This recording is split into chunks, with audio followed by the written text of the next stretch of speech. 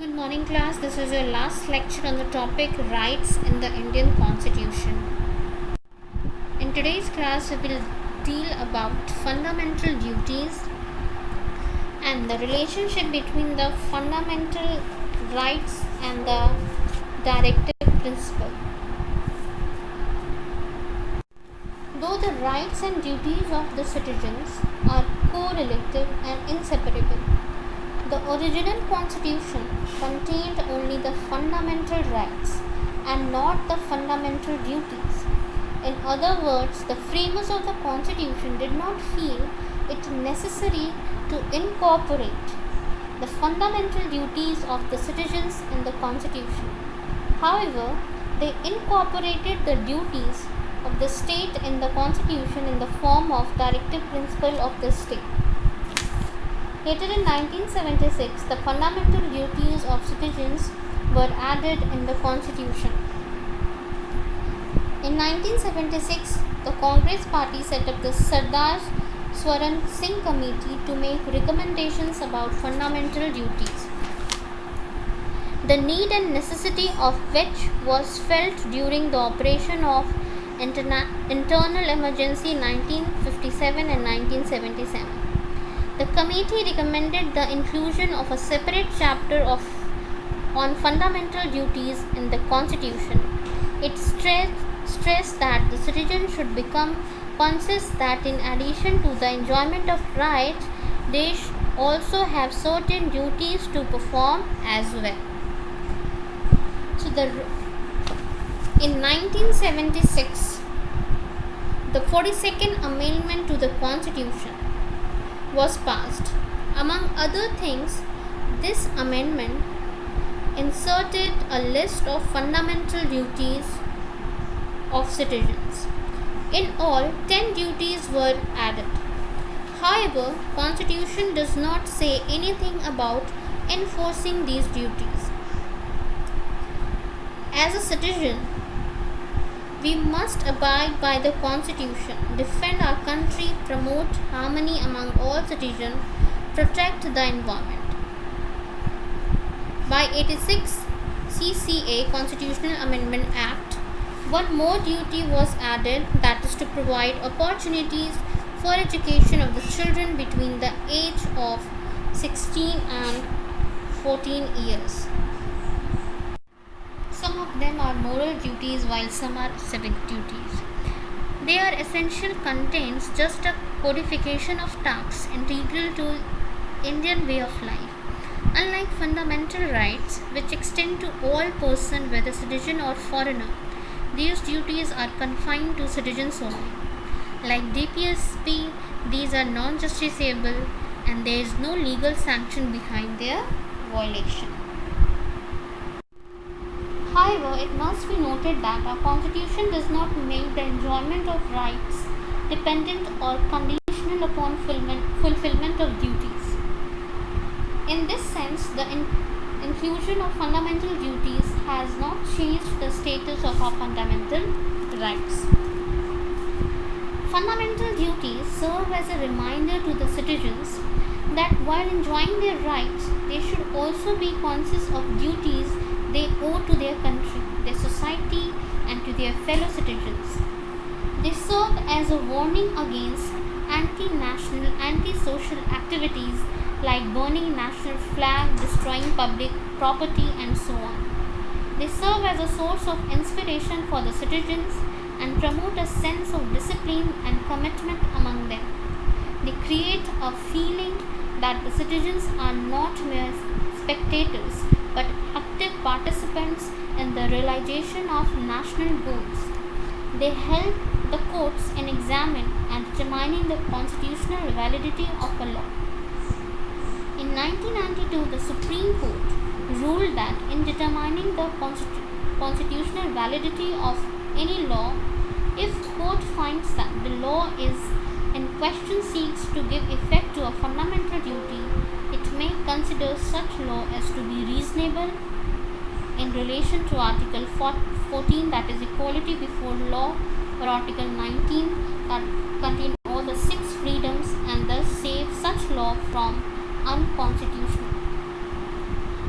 Fundamental duties are enforceable by law. Hence, the Parliament can provide for the imposition of appropriate penalty or the punishment for the failure to fulfill any of them.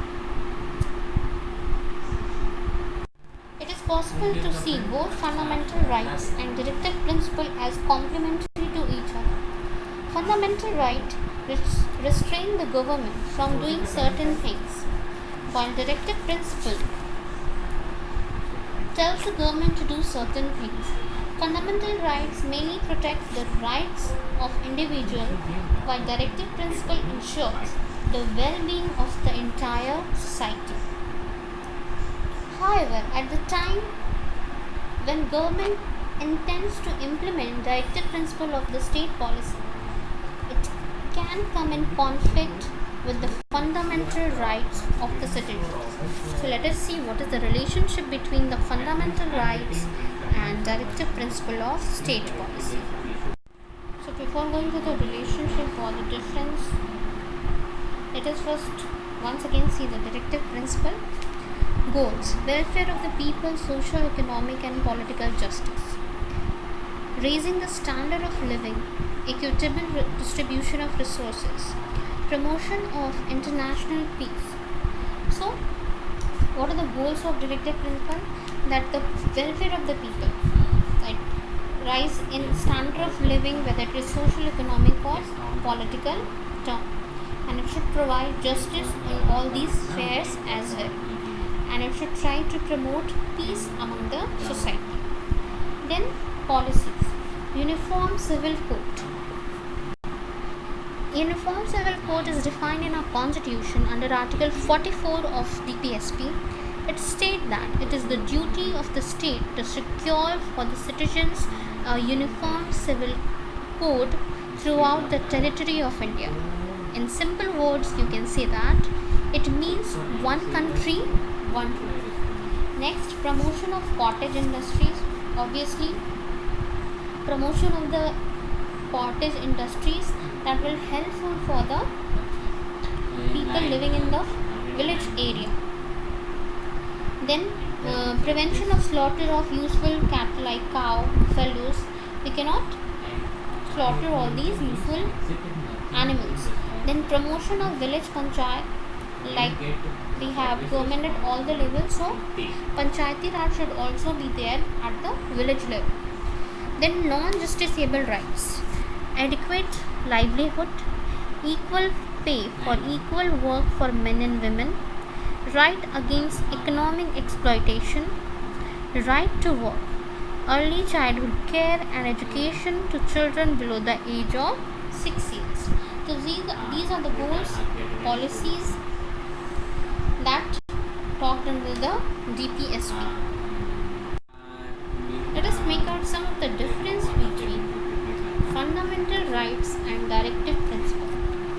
First, fundamental rights are incorporated in Part 3 of the Constitution and DPSP are incorporated in Part 4 of the Constitution. Fundamental rights are enforceable through court of law. DPSP are not enforceable through court of law. Fundamentals are like command to the state and DPSP are like directives to the state. Fundamental a law inconsistent with fundamental right is void. A law inconsistent with DPSP cannot be void. Fundamental rights, you can say that these are negative as they prohibit the state from doing something, and directive principle, these are the positive as they require the state to do certain things.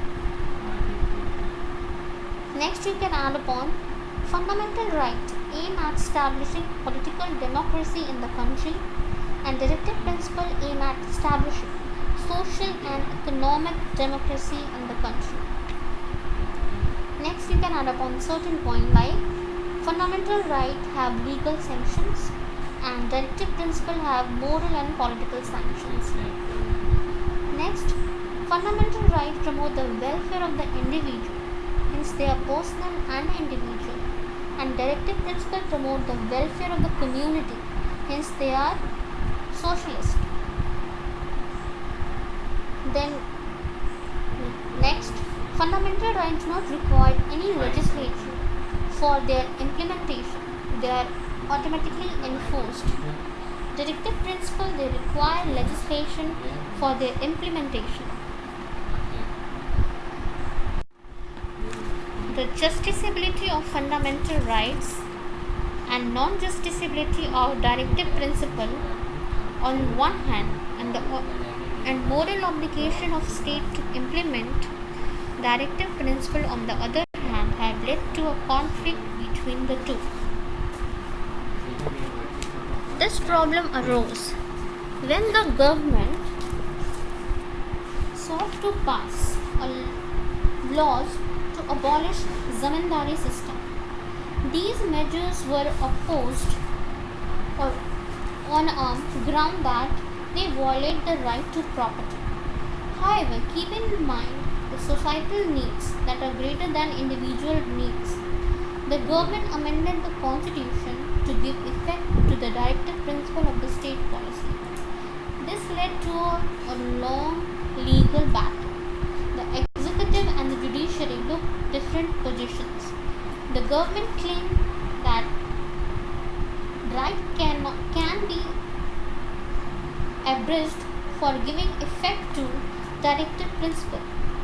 These arguments assumed that rights were a hindrance to welfare of the people. On the other hand, the court held the view that fundamental rights were so important that they cannot be limited even for the purpose of implementing directive principle. So this was a conflict that established the relationship between the directive principle and state policy. Behind the controversy about the relationship between the rights and directive principle, there was one more important reason. In the constitution, originally, there was a fundamental right to acquire and maintain property. But the constitution made it clear that property would be taken away by the government for public welfare. Since 1950, government made many laws that limited this right to property. This right was at the center of long debate over the relationship between the rights and directive principle. Finally, in 1973, the Supreme Court gave a decision that right to property was not a part of the basic structure of the Constitution, and therefore Parliament had power to abridge this right by an amendment. In 1978, the 44th Amendment of the Constitution removed the right to property from the list of fundamental rights and converted it into a simple legal right under Article 300A. And this generated another complicated debate. This related to amendment of the Constitution. The government was saying that Parliament can amend any part of the Constitution. The court was saying that Parliament cannot make an amendment that violated fundamental right. This controversy was settled by an important decision of the Supreme Court in Keshwan and the Bharti case. In this case, court said that there are certain basic features of the Constitution and these cannot be changed by Parliament. You will study about this topic in detail in chapter 9, Constitution as a living document. So after studying all the points, differences between DPSP and directive principle, the controversy, we can say that the DPSP do not override fundamental right, but in determining the ambit of fundamental right, court can consider DPSP. Court should adopt harmonious construction and try to give effect to fundamental right and DPSP. While making laws, state has to consider both fundamental right and DPSP. State cannot make laws which abridges fundamental and state has to apply DPSP while making law. There is no conflict between fundamental right and DPSP and both are meant to supplement to each other. Fundamental rights and DPSP are aimed to bring social revolution. So we can understand that both the fundamental rights and directive principle are meant to bring about social revolution, a change in the social structure or change in a social construction to bring about the well-being of all the people.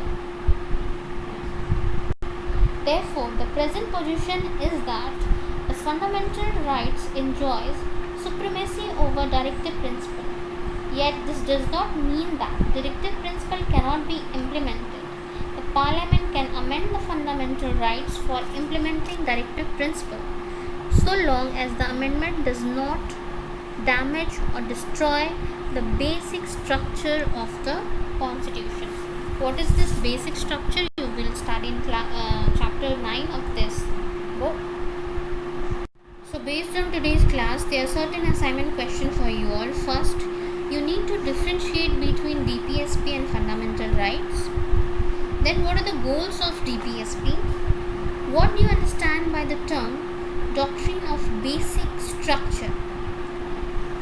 Fourth question, does inclusion of fundamental duties change the status of fundamental rights? If yes, then how? And if no, then how? You need to explain. The last question is write a short note on fundamental duties, where you need to add upon all the duties that is given in the Constitution. So thank you class and have a nice day ahead.